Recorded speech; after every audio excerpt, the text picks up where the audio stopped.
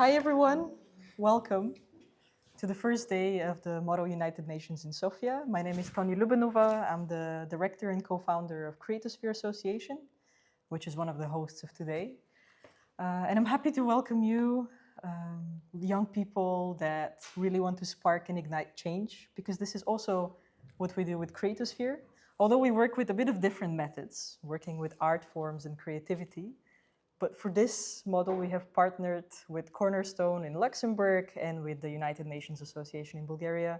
And this is also our very first model that we'll host. So we are very privileged to have you as the very first participants that are here. And I will introduce you as well to Viktor from Cornerstone. Hello everyone, my name is Viktor, co-founder and director of Cornerstone Europe, Luxembourgish Foundation. It's a pleasure for me to be here as well. But we're not, Tony, the most important people here today. We have very special two guests, which we're going to address you, which will be in charge of addressing and opening this lovely and splendid ceremony. So thank you very much for your attention.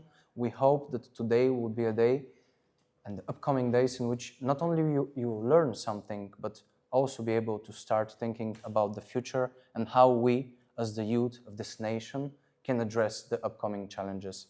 So, Tony? So as the first speaker, I would like to introduce to you Dr. Frederik Hanke, Deputy Head of Mission of Germany.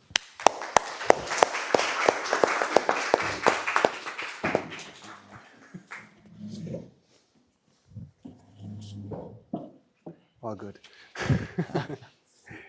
Thank you very much for the introduction too. I'm indeed Frederik Hanke, Deputy German Ambassador, but 25 years ago, I was a youth.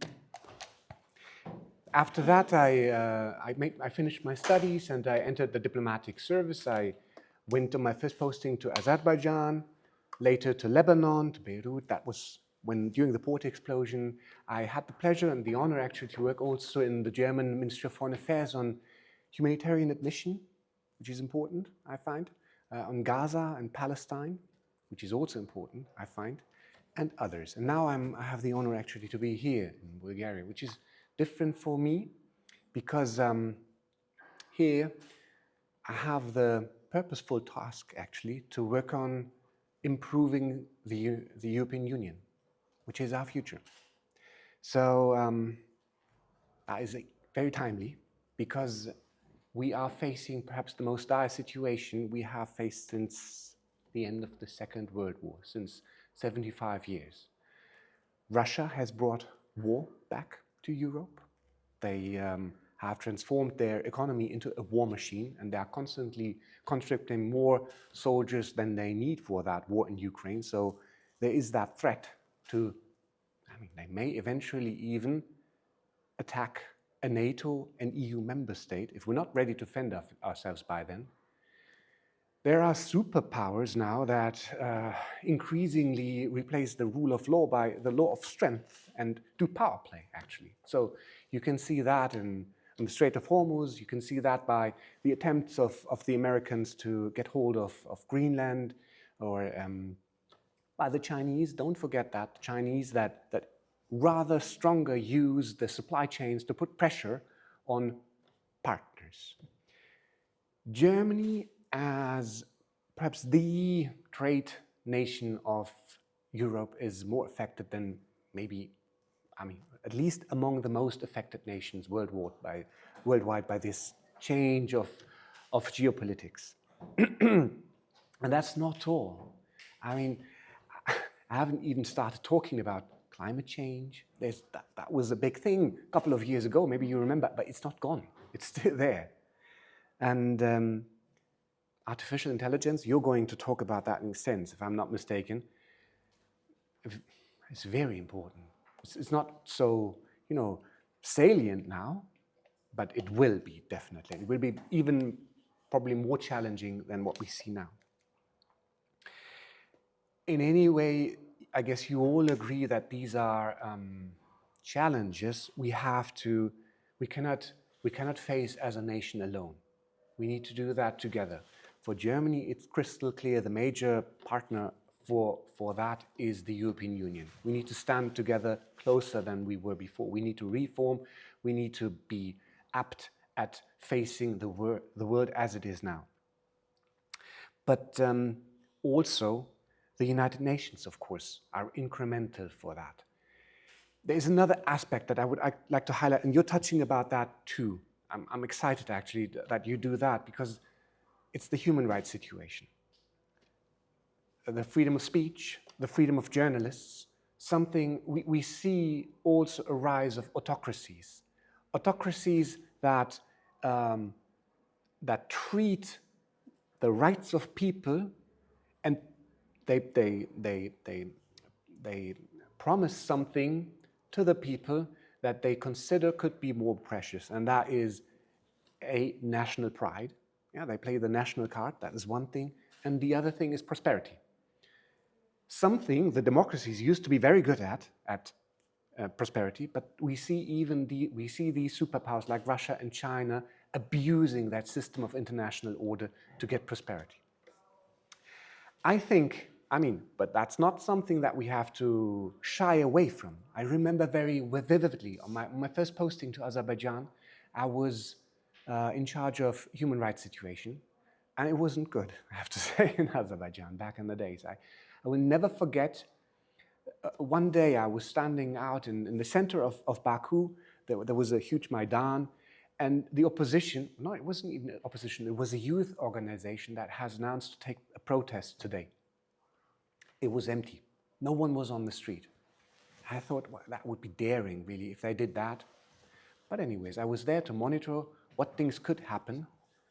And then eventually, all of a sudden, one guy started running on the square, pulling out a flag, an Azerbaijani flag, waving it, and then shouting, while he did that, shouting Azadlik, which means nothing more than freedom. I was so touched by that. Freedom. What more inconspicuous could you ask for? And then like 30 seconds afterwards, plainclothes people, 7, 8 people, jumped out, jumped on him, dragged him to the ground, put him into a bus and drove him away. But me personally, I was touched by that spirit of young people to be so daring to ask for your rights. And I believe that is something we should not underestimate as the European Union. We're perhaps the last remaining rule of law superpower in the world, and that is attractive. That is something that means something. It's meaningful. So now more than ever, we need a strong, a resilient, a capable system of international decision-making to address the challenges, but also to foster and promote human rights.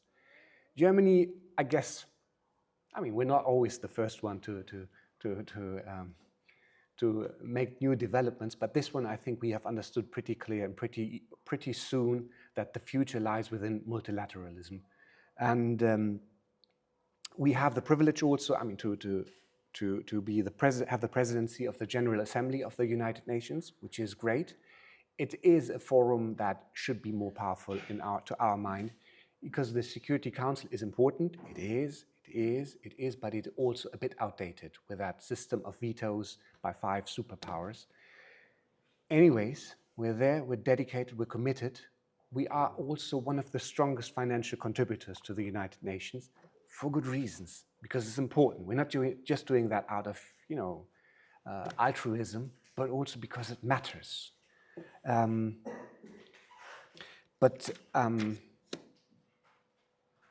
the thing I wanted to say. The world nowadays not only demands financial contributions, that's not all, that's not even half of it. It requires also the willingness to take action, to engage, to take responsibility, to also, mentally address these topics. And thereby I mean you, actually. I mean you. You come into play here. I find that I am honored to speak to you today. Honestly, I mean that, because you have that willingness, and you show that by being here. Otherwise, you could be somewhere else. But I appreciate your sense of responsibility. And allow me, as a German, a final quote, which is not that common, because I read it once when I read Friedrich Nietzsche, So said Zarathustra. Maybe I can't even pronounce it in English. So said Zarathustra, I think. Maybe he said that you still have to have chaos in your belly in order to give birth to a prancing star. Yeah, it takes a while, but what I mean is, and I think he meant that too, is that this spirit, this powerful spirit, the will to change that you may feel within yourself, please preserve it. It's very important. It's a driver for change in the future, which we need. Thank you.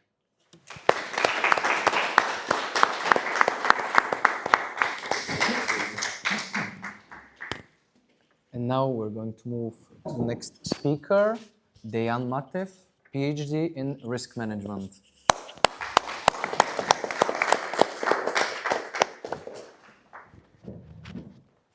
Аз ще ви говоря на български, ще говоря бавно, не защото толкова, как да кажа, самоуважавам или пунктуално, а по-скоро бих искал да има възможност Виктор да ми превежда.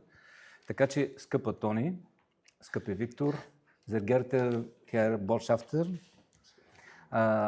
скъпи колеги, ще обръщам към вас като колеги, защото по един или друг начин ние сме колеги, т.е. хора от една общност и разсъждаваме в една и съща посока, така че това, че в момента не работите това, за което говорим, не означава, че утре няма да го правите. So, okay, dear guests, dear all, hello. I will be speaking in Bulgarian. Victor will be the translator, and I will be speaking very slowly so that we can manage the translation process. Така, в моето детство, което беше 70-те години на 20 век, So my childhood was in the 70s. Беше много топъл спомена за отминалата световна война и много силен страха от бъдеща ядрена война. The memories of the recent war were very warm when I was growing up, and the fear of an upcoming one was uprising. Това ни направи много внимателни към това, което правим като обикновени хора и като политически ръководство на всички държави, независимо къде се намираха на запад, на изток, на север или на юг. This made us and the political bodies very prudent within our decision making. И по нашите земи, тук на Балканите, имам предвид конкретно пък България, защото част от Балканите все пак воюваха в един момент, над 80 години нямаме гореща война, т.е. истинска война с стрелби по улиците или каквото и да е друго. And especially here in the Balkans, where Bulgaria is positioned, for around 8 years we haven't had a war on our streets. Това ни даде възможност на нас в България, един страхотен плюс в цялата работа, да отгледаме повече от 3 поколения живели в мир и израснали в мир. This 80 years of peace gave us the opportunity to have 3 generations which were born and raised in peace. Респективно да получат добро образование, което да отговаря на световни стандарти и да може да гледат това поколение, вашето, да гледа уверено напред в бъдещето. Respectively with peace, they were given proper education, and now so that our current generation, which is here, can look forward to the future.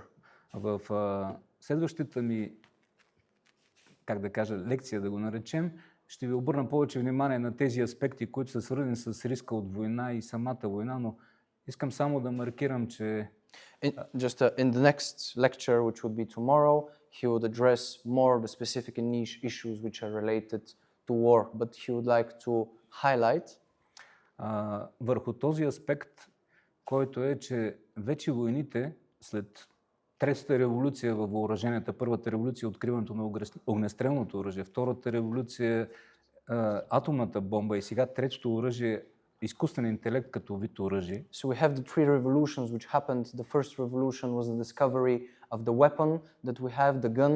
The second revolution was the discovery of atomic energy and thereby the atomic bomb. And the third revolution that we have nowadays is related to the discovery and development of artificial intelligence. Фактически с всяко следващо научно откритие в тази сфера, заплахата за човечеството, глобалната заплаха става все по-видима и ясна. With each development that we have in the artificial intelligence, the threat for humanity grows exponentially. Това само би трябвало да ни обединява всички хора на нашата планета, защото вече не става дума за застрашеност на една държава или друга между тях, а става дума за застрашеност на нас като цялостно човечество. This is supposed to unite us because the threat is no longer an individual threat or a threat related to the country. This is a threat to the sovereignty of the whole world.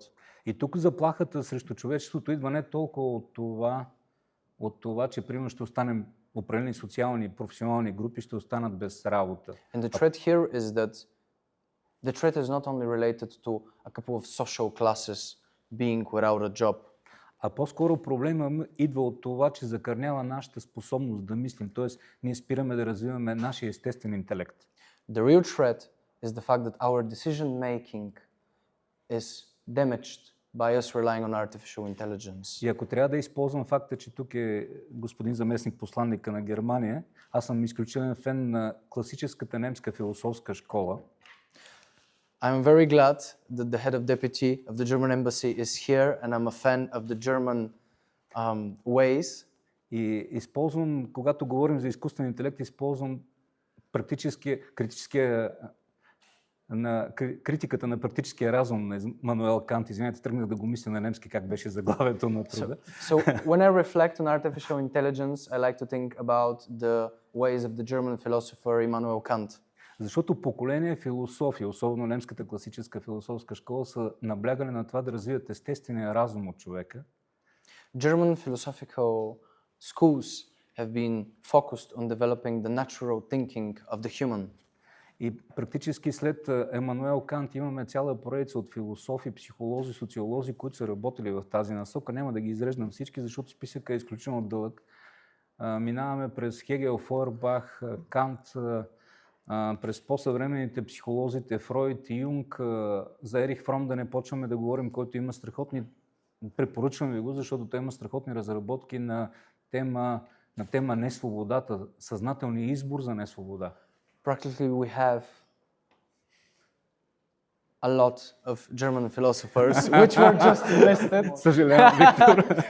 which you heard as well in Bulgarian. So but you would like to put emphasis on which one? На кога точно искаш да се фокусираш като немски философ? Не, всички, защото те са много, те са няколко поколения философи, включително стигаме до Освалд Шпренглер и... няма да ги изброявам всички. The focus here is basically, the idea is that the German philosophers are so important that you cannot pinpoint a single one, but what is important is the movement and development of critical thought from the German philosophers. И затова само ще завърша уводните думи с това, че не трябва да спираме да развиваме естествения си интелект. Може да се обръщаме към изкуствен интелект едва след като сме развили нашия собствен естествен интелект. Благодаря ви.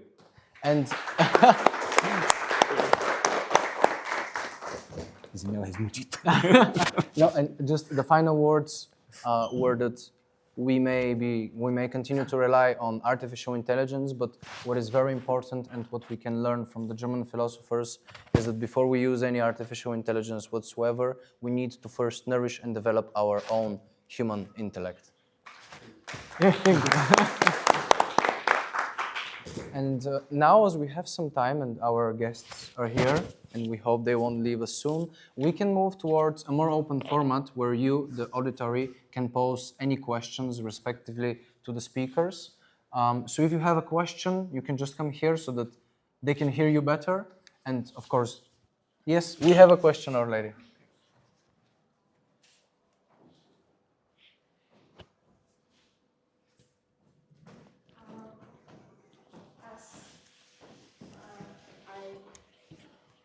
Tried to figure out for a long time.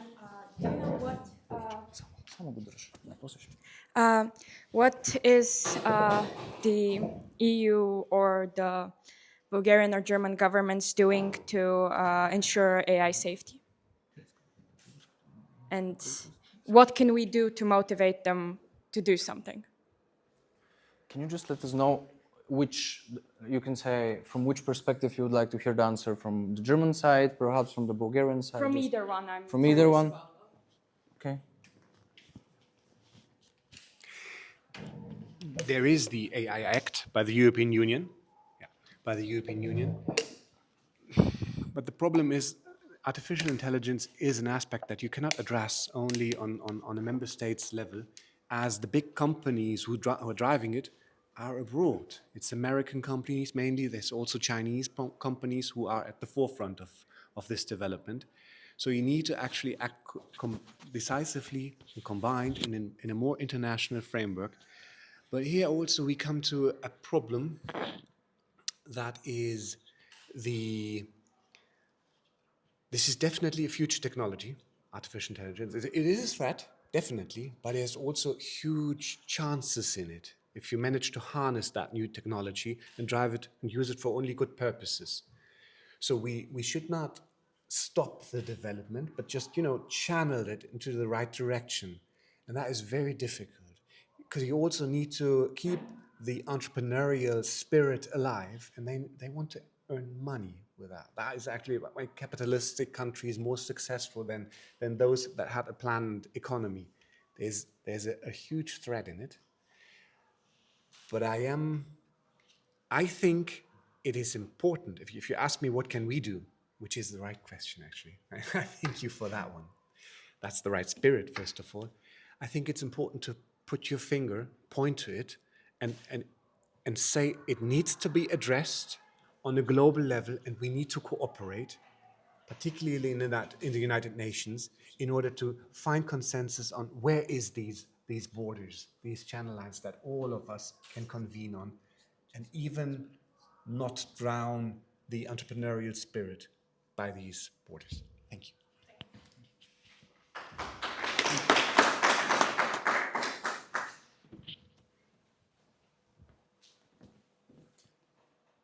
Anyone?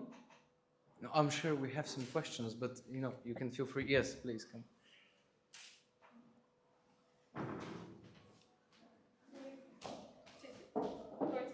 Yes, yes. Wherever. No. With this, but here perhaps, Here. so that you're visible and you can see. Yes. Hello. Hello, my name is Prof, and today I have actually the honor to represent Germany in our council. Yes. My question exactly is, how do you deal with your allies? Because the United States don't really have this framework that the European Union is imposing. Also, France is not really following it. So how do we deal with this? Because, yeah, we have to set the standard to how exactly we should be developing in one direction, but when on a national level, on international level, countries are not really following this, isn't the European Union held back? Like, you kind of answered this question, but I kind of want specifics. Yeah. Let me try to let me try to answer that as authentic as I can. Okay, not like a particular speech, but of course it is very important for us to have our allies. Okay, and that is one of the main tasks of a diplomat to get in contact with the other countries abroad, but also in the multilateral framework. Okay, that means, what does it mean? That means, first of all, having a good relationship on the one hand, and then you can disagree on positions. That will always be the case, okay? Because there are different interests, but that doesn't necessarily mean that you're not allies with each other. For us, for Germany, the main ally is France. That's something funny and precious at the same time, because we used to be arch enemies 80 years ago only. 80? Yeah. No, a bit longer, 90 years ago, I'd say. But today, we have that sense of respect for each other. We know that we both cannot stand alone in this world. We know that together we're a lot better off. If we fight against each other, there may be the risk of war even again in Europe. And this kind of mutual understanding, putting yourself in the shoes of the others, trying to take his perspective also, appreciating the differences also. That has led to, I guess, a bit by coincidence, but by luck, by chance, to probably the engine that drives the European Union. That doesn't necessarily mean that we always agree on every aspect, but we should also say, acknowledge and respect that disagreement in certain aspects. The European Union is the second most important allies, which we have, all of them. Here it's a bit more complicated if you disagree, because you have that not in all the policies, but in the foreign policy, you have that system of unanimity.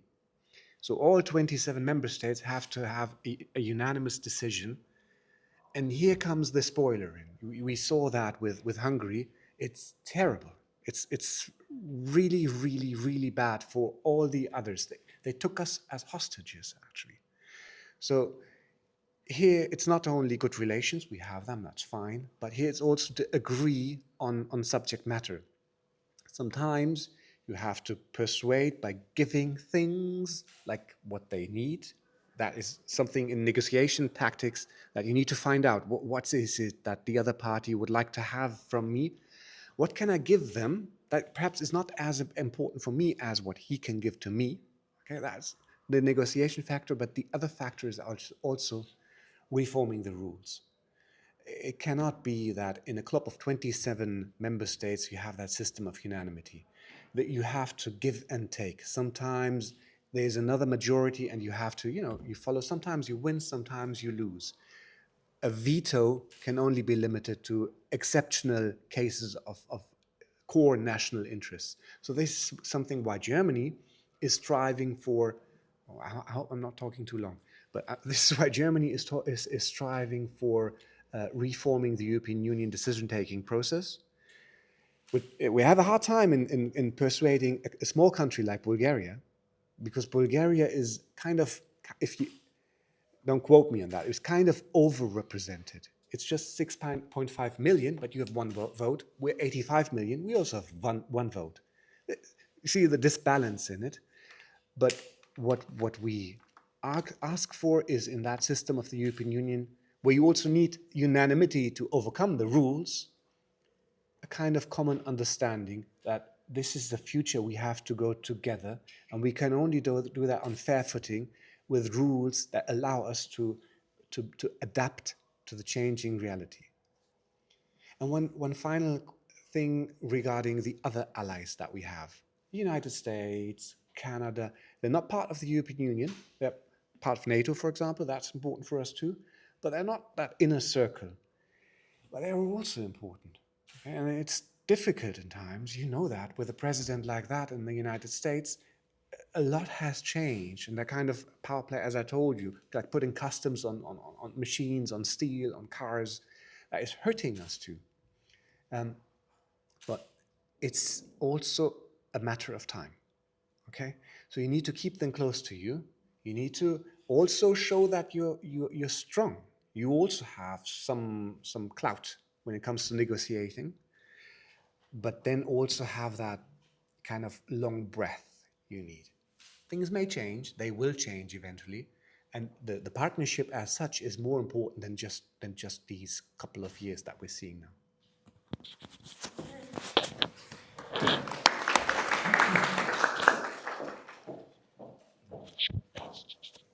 Аз имам много по-голяма свобода да отговоря на този въпрос, както и на предния въпрос, който зададе колежката.